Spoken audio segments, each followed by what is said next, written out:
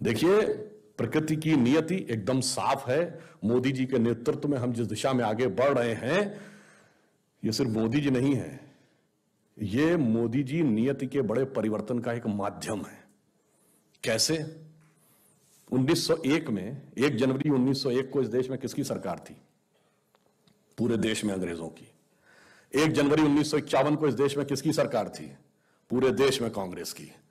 1 जनवरी 2001 को जब 21वीं सदी के पहले सूरज की पहली किरण इस धरती पे गिरी तो किसकी सरकार थी? केंद्र में अटल जी के नेतृत्व में भारतीय जनता पार्टी की, और अगले दशक में मोदी जी के नेतृत्व में स्पष्ट बहुमत की।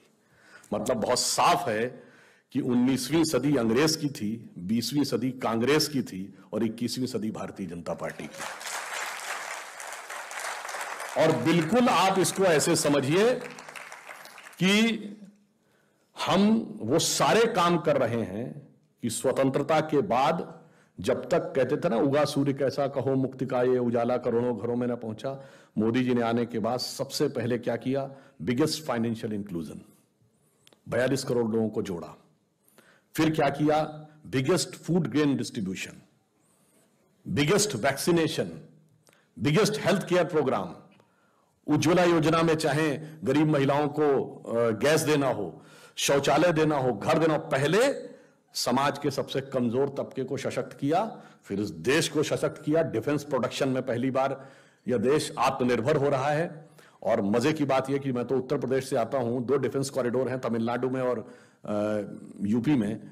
अब ब्रह्मोस मिसाइल, पहली बार intermediate range missile Bharat export करेगा। फिलीपींस पहला देश बना जिसने भारत को ऑर्डर बुक किया है। उसका एक हिस्सा लखनऊ के डिफेंस कॉरिडोर में ही बनेगा। बताइए, यूपी में उससे पहले कट्टे बना करते थे, अब जो है ब्रह्मोस मिसाइल बनेगी।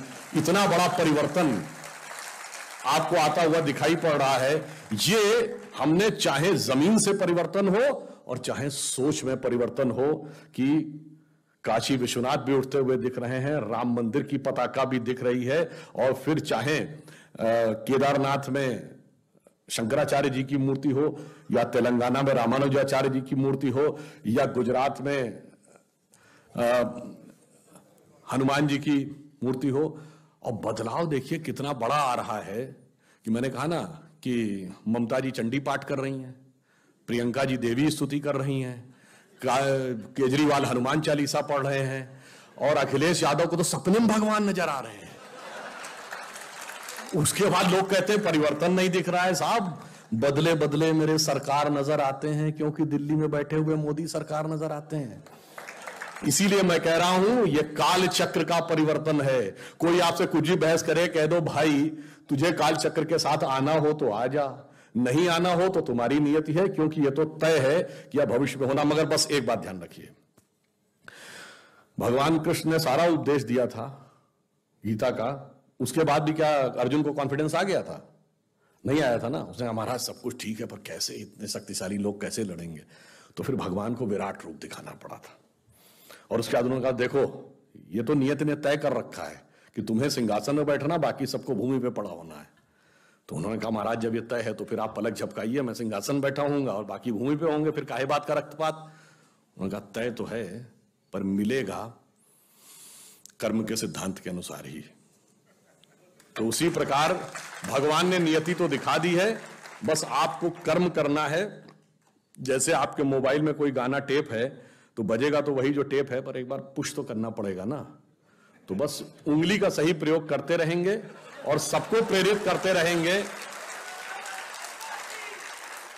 कि उंगली का सही प्रयोग करें तो सब सही दिशा में जाता रहेगा। और ये भी आप बात समझिए, हम सब यदि बुद्धिजीवी हैं तो मां सरस्वती के साधक हैं। उनका आसन क्या है? कमल।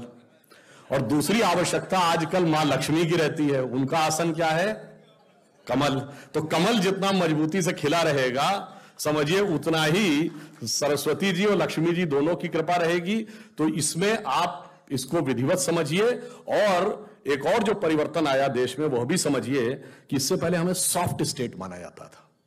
हमें यह माना जाता था कि मतलब दुनिया में कहीं होता है बड़ा ताकतवर छोटे कमजोर को सताता है, यहां छोटा कमजोर हमको सताता था, हम सिर्फ ये कह रहे थे मुझे सताया जा रहा है। अब मोदी जी ने आने के बाद वो खत्म कर दिया और उन्होंने दिखा दिया कि द एरा ऑफ इंडिया जो सॉफ्ट स्टेट इज ओवर। चाहे सर्जिकल स्ट्राइक हो या बालाकोट हो, जो परिवर्तन आया वो इतना बड़ा परिवर्तन आया कि पहली बार पाकिस्तान की नेशनल असेंबली में इमरान खान ने कहा कि जो बालाकोट में इन्होंने किया उससे ज्यादा खौफनाक करना चाह रहे हैं। याद करिए, शाह महमूद कुरैशी ने कहा कि आर्मी चीफ, ये पाकिस्तान के नेशनल असेंबली में बोला है कि आर्मी चीफ आए और उनके पैर कांप रहे थे, उन्होंने कहा खुदा का वास्ता अभिनंदन को वापस कर दीजिए वरना शाम तक इंडिया अटैक कर देगा। इतना बड़ा परिवर्तन कभी देखा था? ये क्यों हुआ? क्योंकि हमने भगवान के सब रूपों की आराधना की है। वो रूप क्या है? बहुत दिन हम सुने थे, ठुमुक चलत रामचंद्र बाजत पैजनिया, ये हम लोगों ने सबने बचपन में ये सुना है। हमने वो भी रूप देखा, तो अब जरूरत पड़ने पे तो ये भी रूप दिखेगा कि धमक चलत रामचंद्र हालत लंकनिया। इसलिए सब कुछ तय है, आश्वस्त रहिए। और हमारे पास नियति ने एक ऐसा नेतृत्व भी दे रखा है मोदी जी के रूप में, जिसने यह प्रण लिया है, और आप सब उस प्रचारक जीवन में हैं। मैं ये कह के बात समाप्त करता हूं कि भगवान शंकर, आजकल ज्ञान व्यापी का विषय ही चल रहा है, भगवान शंकर ने तो कंठ धारण करके, कंठ में विष धारण करके जगत का कल्याण किया था। और तो शायद उन्हीं का व्यक्तित्व हम सबको प्रेरणा देता है कि मैं मधु से अनभिज्ञ आज भी जीवन भर विषपान किया है। ये संघ की कविता हम सबको याद होगी, और लिखी अटल जी ने, ये और भी अप्रासंगिक हो जाती है। और चरितार्थ मोदी जी कर रहे हैं कि मैं मधु से अनभिज्ञ आज भी जीवन भर विषपान किया है, किया नहीं विध्वंस विश्व का आजीवन निर्माण किया है। वनवासी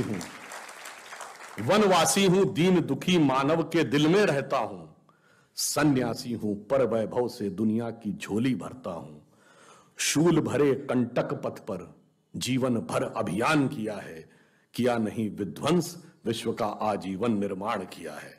पर उसके साथ अब इसे हिंदू कह लीजिए या हिंदुत्व कह लीजिए, एक दूसरा पक्ष भी है कि प्रलयंकर हूं महाकाल बन पापों का अवसान किया है, किया नहीं विध्वंस विश्व का आजीवन निर्माण किया है।